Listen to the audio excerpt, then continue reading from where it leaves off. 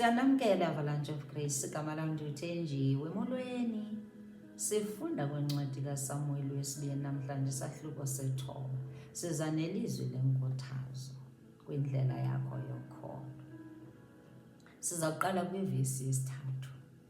Watsho ukumkani, akusekho namnye na umntu wendlu kaSawuli ndimenzele inceba kaThixo. Wathi ke uZiba kukumkani, kusekhona unyana kaYonatani ofe iinyawo. Wathi ukumkani kuye, uphi na?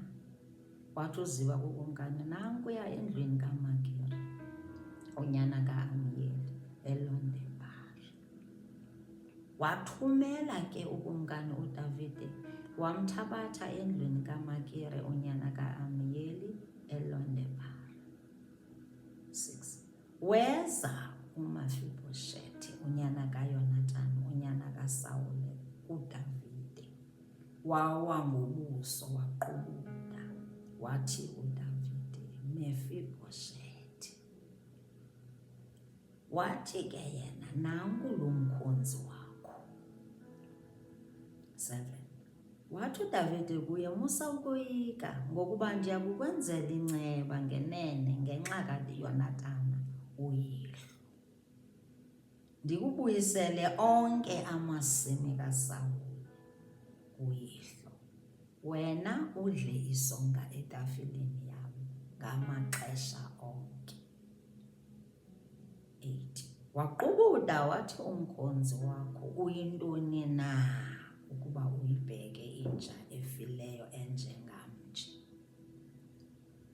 Ukumkani wabiza uZiba, umfana wakwaSawuli, wathi kuye, yonke into ibiye kaSawuli neyendlu yakhe yonke ndiyinike unyana wenkosi yakho.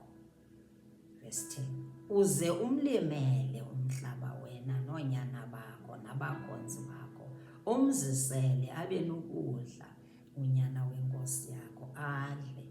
Ke uMefibhoshethe, unyana wenkosi yakho, uyakudla ngamaxesha onke etafileni yakho. Ke kaloku uZiba wayenonyana abali-15 nabakhonzi abama-20. Wathi uZiba kukumkani, konke ondiwisele umthetho ngako umkhonzi wakho, inkosi yam ukumkani, uyakwenza njalo umkhonzi wakho. uMefibhoshethe wadla etafileni yakhe njengabanye oonyana bokumkani. Verse 12. uMefibhoshethe ebenonyana omncinane ogama belinguMika. Bonke ababehleli endlwini kaZiba babengabakhonzi bakaMefibhoshethe. Verse 13. uMefibhoshethe ubehlala eYerusalem, ngokuba ubesidla etafileni yokumkani ngamaxesha onke, ubefe iinyawo zakhe zombini. Lilizwi lenkuthazo eli, lilizwi lentsindiso eli, lilizwi elibonisa uthando lukaYehova, uthando lukaYesu. Bonisa uthando lwakhe olungenamqathango kuthi, his unconditional love kuthi ibali.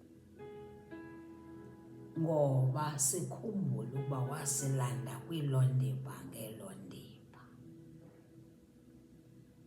ngothando lwakhe nangosizi lwakhe nangonceba yakhe, kwakuyinceba yakhe. Le salvation asiyisebenzela, it is grace, unmerited favor. Zange siyisebenzele, yiyo le elibali. Wajonga elibali, ujonga the favor of God emntwini until now. Iyo le nto indumiso yesibhozo ithi, uyintoni na umntu uwe endimkhumbulelayo Yehova? Uyasikhumbula, uyasithanda. singoMefiboshethi ebusweni bukaYehova ngendlela sithanda ngayo. Wasithumelela uYesu ukuba makasilande kwiilondiba ngeelondiba, kwiilondiba zogula, kwiilondiba zeculture, apho abazali bethu badibana sibazibona sebelandela bekhonza abanye oothixo ingenguye uThixo onguYehova ophilayo.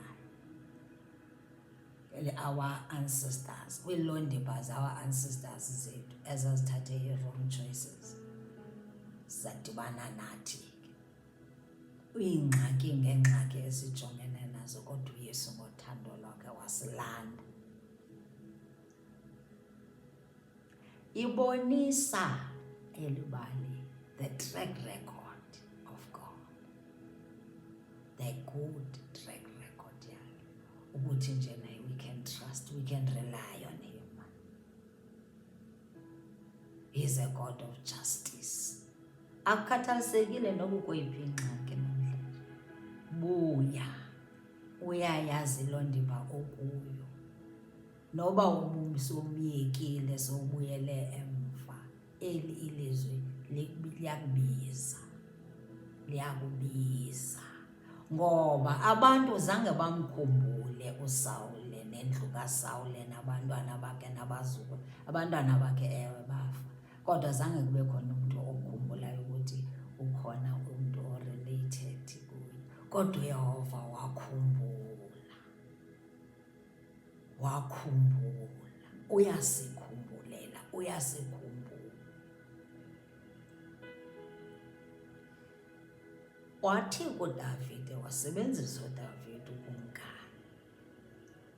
Wathi uDavide, akusekho namnye na, ebuza, akusekho namnye na enomenzela ubulungisa, nimenzela inceba ngenxa kaYonatani emzini kaSawule. Uzakukhumbula uYehova nawe apho ukhoyo, uzokhumbula. Noba zintoni zakho, wadlelwa imali, wadlelwa amasima, wadlelwa amafa, kodwa uze wazi uba ukhona iliso okujongileyo, iliso likaYehova likujongile. Buyela kuye ke nawe, ungasuki kuye, ungaqumbi uqalekise ngenxa yezinto ezimbi ezakwehlelayo. Usuke kuye, ungasuki kuye. Biza, iva into entle ayenzileyo, umaxhoba ayakhawuleza. Umntwana waba sisikrwala, bava iindaba zokuba kwisahluko kwiSamuel wesine verse 4, Samuel 4 chapter 4 verse 4, kulapho sichazelwa khona into yoba bathi nethi bave iindaba ezimbi zokuba uSawule ubulewe noJonathan ubulewe noonyana bakaSawule babulewe, ii-helpers babaleka nomntwana uMefiboshethi. Wawa umntana bembelekile, ahlelwa into embi umntana ngokulima, umntana sisiqhwana ikripuni.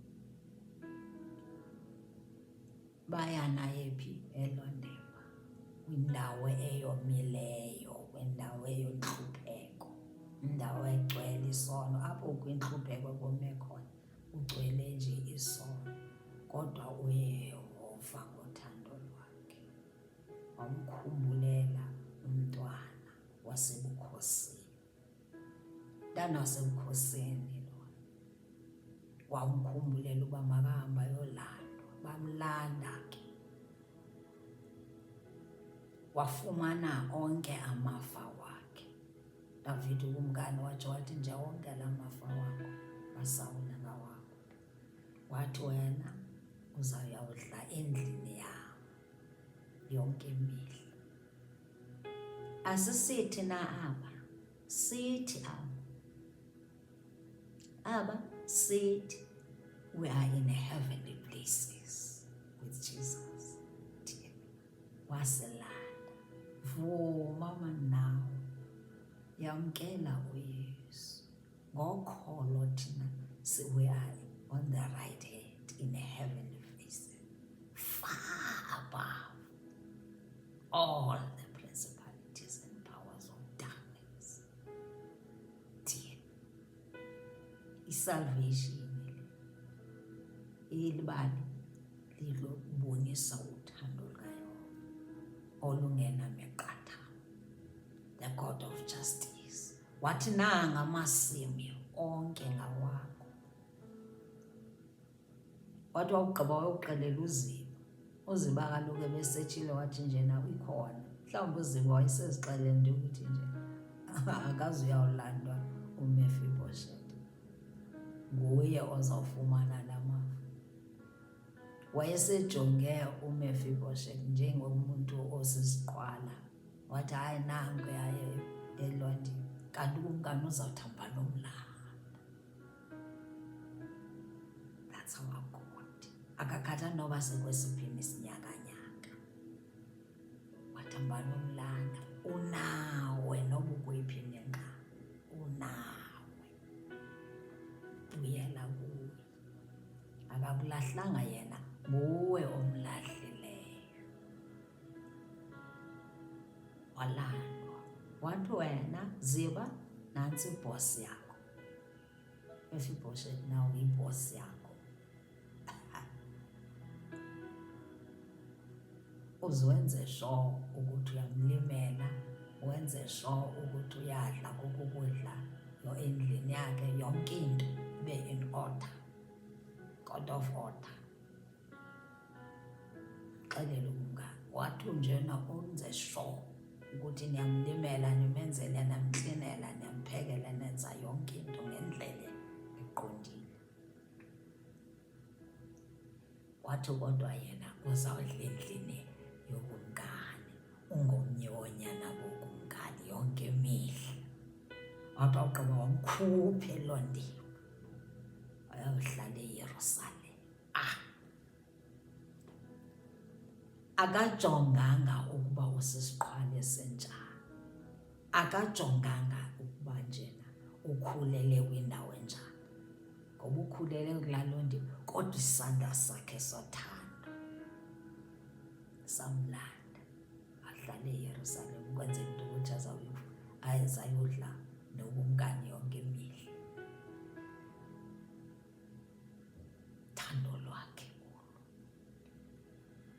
Kodwa apho kufuneka sifunde khona, thina kufuneka sifunde into yoba masizibone ngale ndlela uYehova sibona ngayo. Le ndlela uYehova sijonge ngayo, nathi masizibone njalo. Uthi xa ukumngane umxelela into yoba hayi ungoyiki wena, ndizokwenzela inceba wena. Athi xa semxelele konke ukuhle azawumenzela kona, kodwa azibone njengenja efileyo. Babona uba selexelelwe zonke izinto ukuba uzawunikwa amasimi. Yonke ilifa lakhe Sawule umkhulu wakhe lizawungena kuyo, kodwa akayeka ukuthi njena yintoni uzobona kumngane inja efileyo. Usuzibona njengomntu ofile. Zibone ngale ndlela uYehova kubona ngayo. Akukhathalisekile into ukuthi abanye bakubona njengantoni. Noba bangakubona njengani, bakufanise ngazo zonke lezi, bakufanise njengelondiba okuyo. Kodwa yena uYehova akaboni loo nto. Zibone ke ngale ndlela uYehova kubona ngayo wena. Ukubona njengomntanakhe omhle. We were made in his image wena. Zijonge ngalaa ndlela, blessed and highly favored wena. Awuyonja efileyo, mve xa sele sithi njena ufile kodwa uyahamba. ngenxa yentoni? Ngenxa yoba eyikripple. Nothing is impossible with God. Esa scripture sitsho sithi njena, with man it is impossible, but with God all things are possible. Nanko eyodayina nokumngane, sele ngunyana wokumngane ngoku, esidlukudlu kuphucukileyo, esidlukudlu kuphucukileyo, ngenxa yantoni? Lothando lukaYesu olu-unconditional, olungenamiqathango. Ukuthanda nobuyephi na, nobunjani.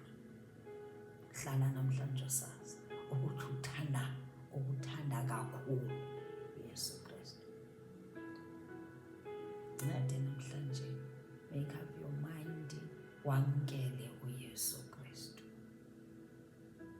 Mamkele, akafuni kule ndawo, kuloo ndimba okuyo, akafuni ngawe. Umkhumbule, he's a jealous God. Akafuni nje ubone sowukhonza abanye oothixo abangeke bakwenzele, abangeke batshintshe impilo yakho. And enye into esifundisayo kweli bali eyokuba awulazi kusasa lomntu, phatha abantu kakuhle.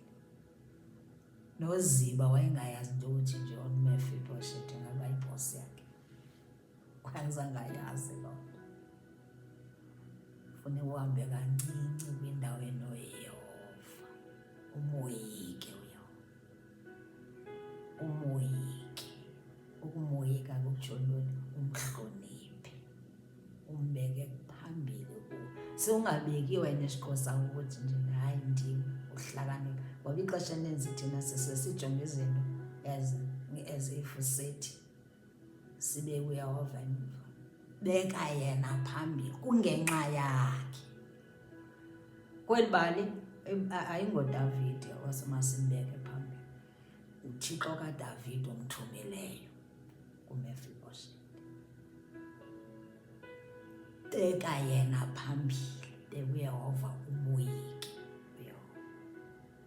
Xa abantu bekwenzela okuhle, nawe babuyisele ngokuhle abantu, ngoba awulazi kusasa lakho, awulazi kusasa lakho, awulazi kusasa labantu. Inintsi imfundiso esiyifumana kweli bali, kodwa izuphakamisa ukholo lwakho eyokuba njena uYehova uthembekile, uYesu uthembekile, uthembekile, uthandaza uYehova uthembekile, okukhumbulelayo, okubonayo. He cares for you. He's protecting you wherever. Problems wena okuzo unaye as your refuge, your fortress, your protector.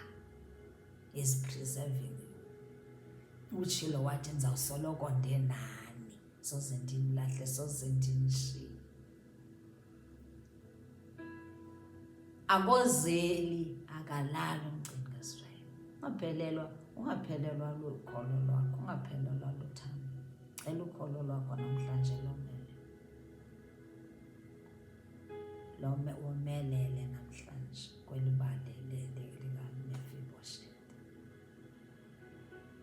Wazi ukuba njena nokuba usomamkela uYesu, kodwa iloo ndimba isakubambile, ingxaki impilo ayijiki, ingxaki usajongene nale ngxaki othi njena yeyi ayisuki kumindlala, azisuki njalo amayiphutha, kodwa wazi ukuthi njena uzawukhumbula uYehova. Lo okwazileyo ukuthi ayokhumbula umzukulwana kaSawuli, uzawukhumbula mane nawe. Yomelele. Siyakuthanda kakhulu. Stay